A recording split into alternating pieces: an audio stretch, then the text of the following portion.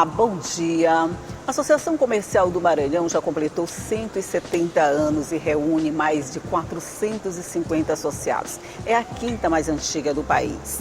Mas o que ela tem feito ao longo desse tempo pela economia do Estado? Quais são os fatores mais relevantes ao longo desse tempo todo? É sobre tudo isso que nós vamos falar. Porque quem veio tomar café comigo nessa manhã para a gente conversar a respeito do trabalho da Associação Comercial do Maranhão foi o presidente da entidade, Cristiano Barroso Fernandes. Bom dia, seja bem-vindo. Bom dia, Elda. Bom dia a todos da TV Assembleia. 170 anos tem uma história bem grande aí por trás, né, doutor Cristiano? Na verdade, a história do Maranhão começa, o desenvolvimento do Estado, ele se confunde inclusive com os princípios da associação comercial. Há 170 anos, vários empresários se juntaram ali no centro histórico e criaram a campanha da produção. Então, ao mesmo tempo que você cria uma associação comercial, você está ligado diretamente naquela época com o desenvolvimento, com o planejamento do desenvolvimento do nosso Estado. Tanto é que a associação, hoje, ela é a mais antiga do nosso estado, a quinta mais antiga do nosso país, e você não tinha outras entidades senão a associação comercial. Tanto é que até hoje nós somos 14 vice-presidentes, porque a gente atua, apesar do nome associação comercial, a gente atua no comércio, na indústria, no jovem, na mulher, então tem uma capilaridade muito grande. E ao longo desses 170 anos a gente tem trabalhado muito forte a representatividade das empresas maranhenses, temos trabalhado muito os segmentos, o relacionamento com o poder público, o relacionamento com as entidades co-irmãs, no qual a gente participa de um conselho permanente de discussão em relação a este desenvolvimento, ao nosso futuro, de modo que a associação tem uma boa parcela de representatividade e contribuição no desenvolvimento e na economia do nosso Estado. Pois é, você falou 14 vice-presidentes, eu fiquei impressionada, é um número bastante alto. Como é que é? Cada vice-presidente fica responsável por um setor, é isso?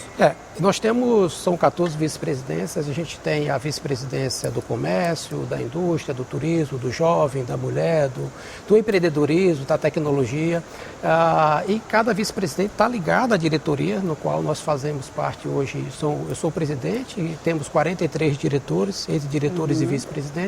E esse vice-presidente, ele geralmente capitaneia aquelas empresas daquele segmento, porque a gente compreende que através desse desdobramento, o trabalho junto ao associado, ele é muito mais personalizado. Então, existem os núcleos setoriais, os grupos de trabalho, no qual você foca as discussões exclusivamente para aqueles segmentos. Né? Fica mais fácil conseguir Isso já vem desde o começo, porque a representatividade era uma única só. Mesmo em detrimento de hoje você ter uma federação das indústrias, federação do comércio, da agricultura, órgãos de turismo, entre outros movimentos, mas a associação ela ainda mantém esses movimentos que através dele que a gente vai gerando novas políticas, novos eventos, ações que vão fortalecendo estes segmentos. Sim. Eu acho que fica mais fácil trabalhar também quando cada um está responsável por um setor, né? Porque se você agrupa tudo, vamos dizer, num balaio só, fica mais difícil de fazer esse acompanhamento setorizado, vamos dizer assim. Na medida em que distribui tudo, fica mais fácil de acompanhar.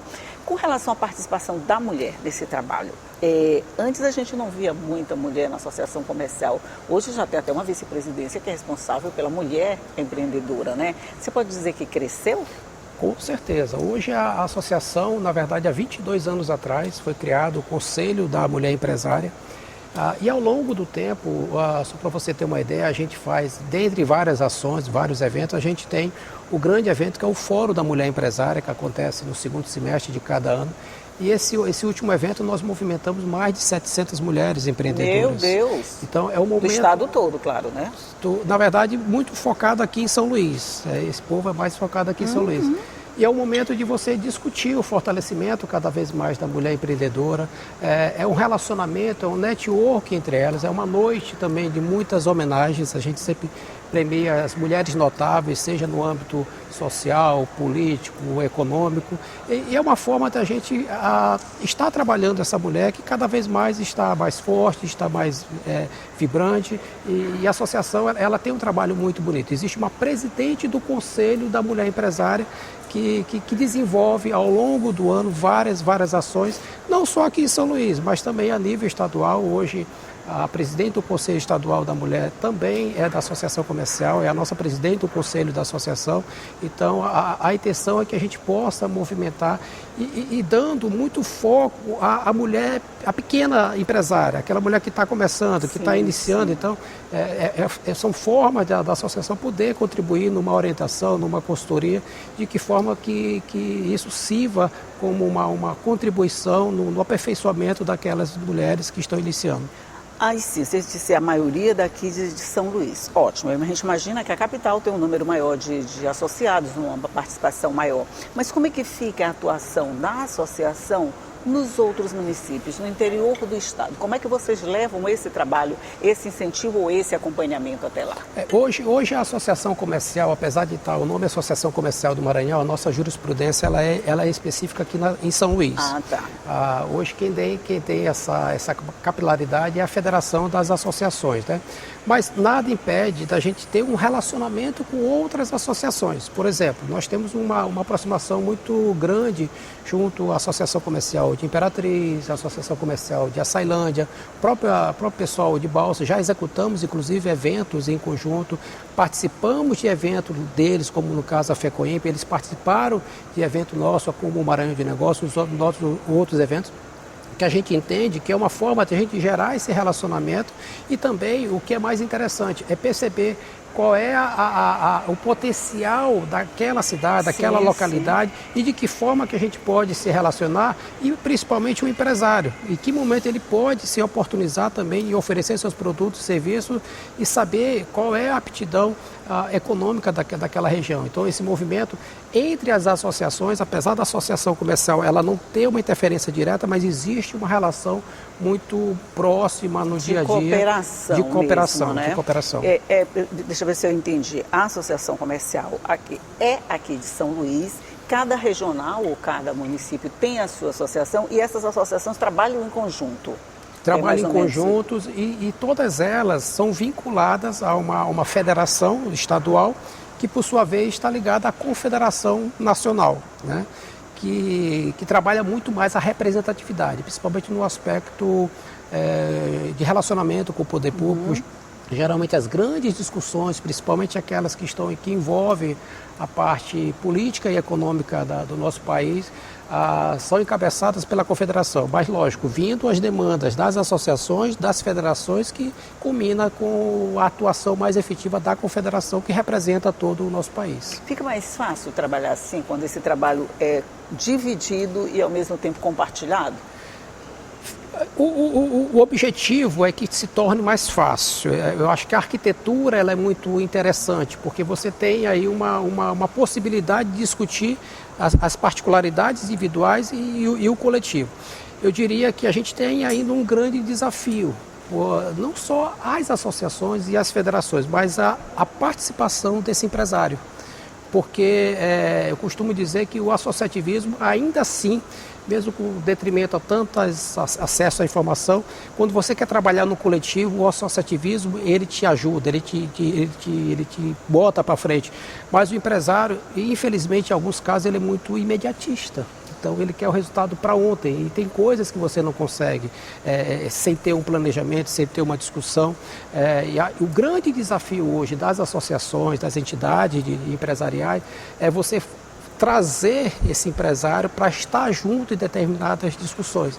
E não é fácil. Então, eu vejo que a modelagem, mesmo apesar da dificuldade que nós temos com a classe empresarial por essa situação, mas ainda assim é um formato que você consegue pelo menos captar as demandas, né? E aí desdobrar isso em alguns projetos, algumas ações, e no momento que você vai executar, aí é o papel mais difícil, é trazer o empresário junto, porque uma associação ela não anda sozinha.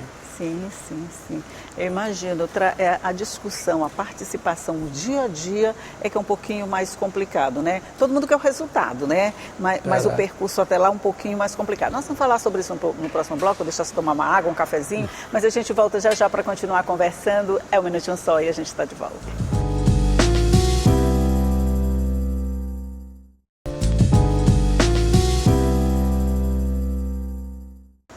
Já estamos de volta conversando aqui sobre o trabalho da Associação Comercial do Maranhão e eu estou falando aqui com o presidente da instituição, o Dr. Cristiano Barroso Fernandes, e a gente está falando desse trabalho todo que vem sendo realizado para que se consiga chegar a esses resultados. Você diria que apesar das dificuldades, dos problemas, o saldo é positivo?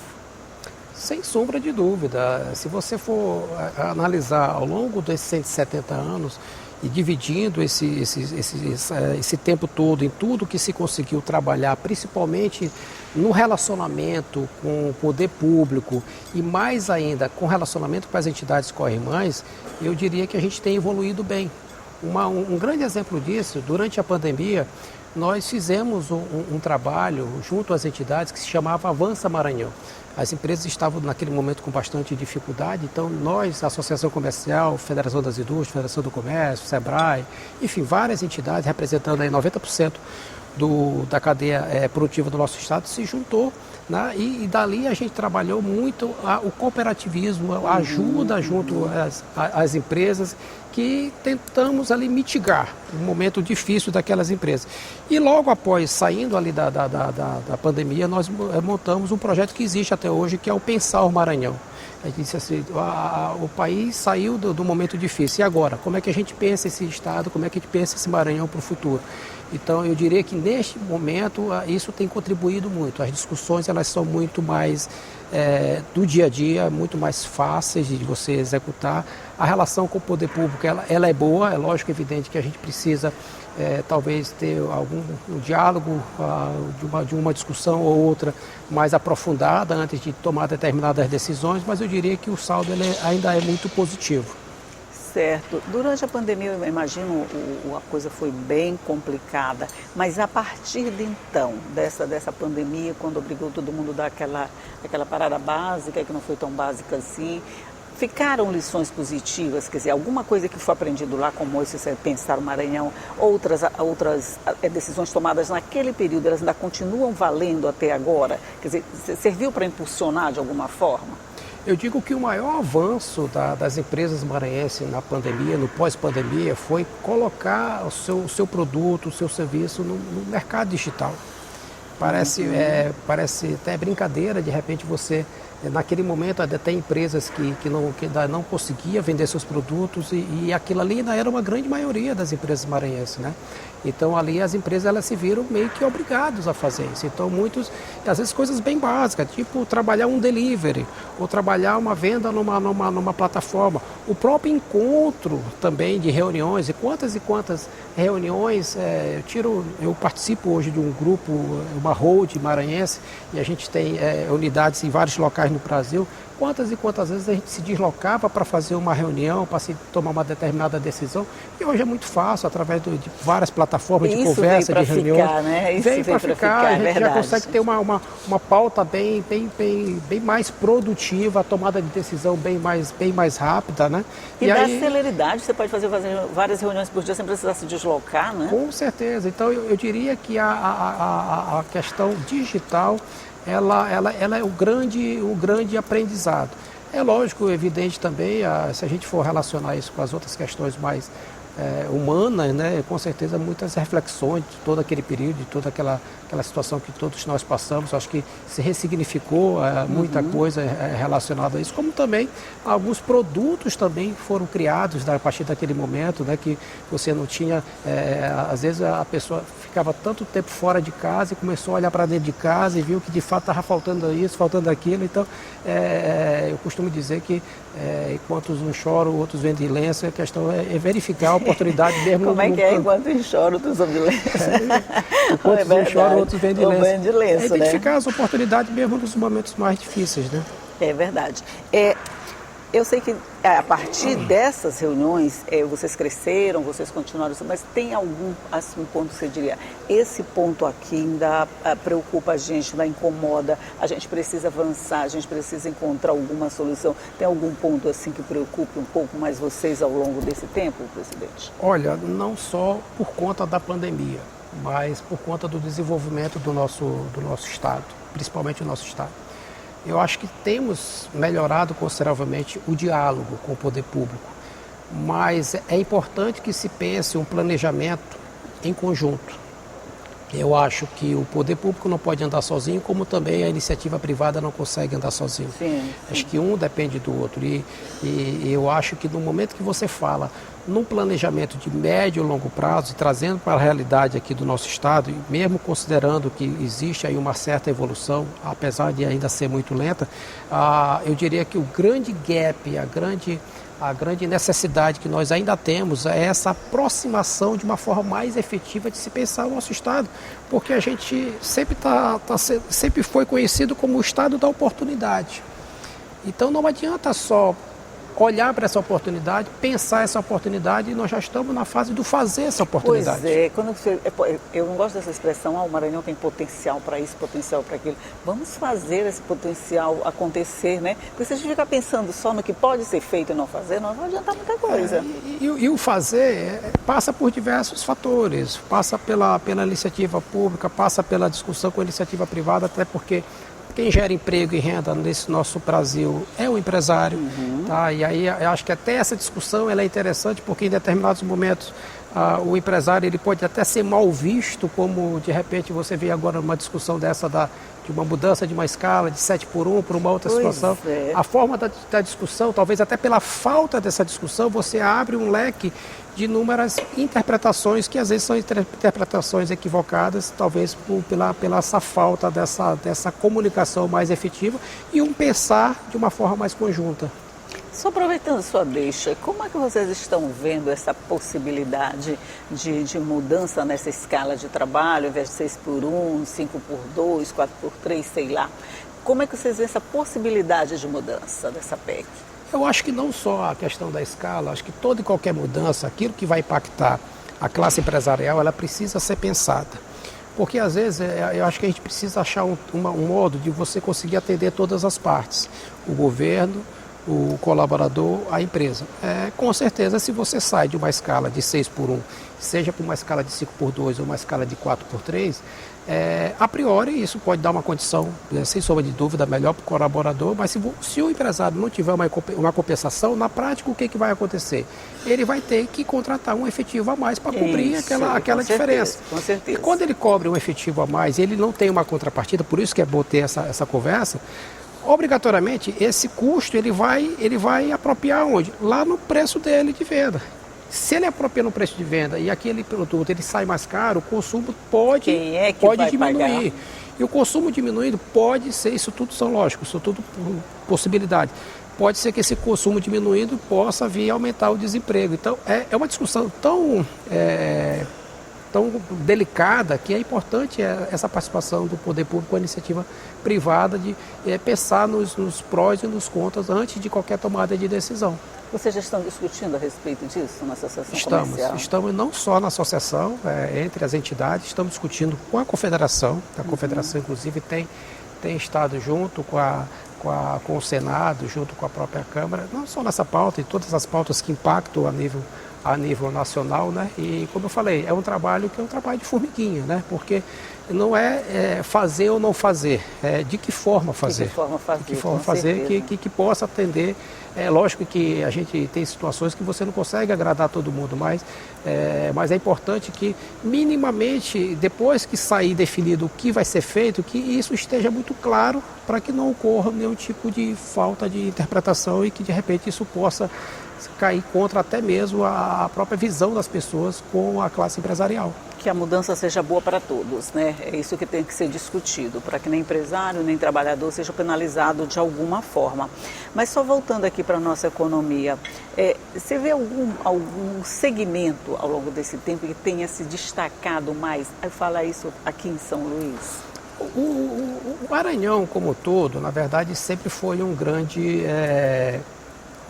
sempre movimentou muito bem a questão da logística, né? Principalmente a questão portuária, a questão dos grãos, a própria questão também do turismo, mas o que falta? É fazer um trabalho mais, uma governança mais abrangente de que forma que você possa pensar isso. Senão, vejamos, você tem situações de que nós somos o maior escoador, na verdade, Escoador.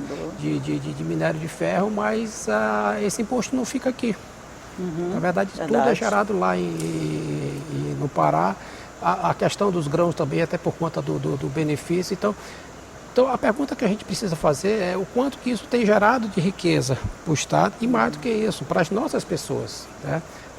Diferentemente, às vezes, até a questão do turismo. O turismo eu vejo que gera uma riqueza que é toda uma cadeia produtiva, né, que está envolvida, mas quando você olha num planejamento, eu acho que tem muita oportunidade se você parar para sentar e pensar de uma forma mais estratégica, não só barreirinhas, como todo mundo fala nos Lençóis Maranhenses, mas aqui na cidade de São Luís, no sul do nosso estado, na própria questão da Chapada, você tem um estado maravilhoso, né? Mas como qualquer outro projeto, ele precisa ser pensado.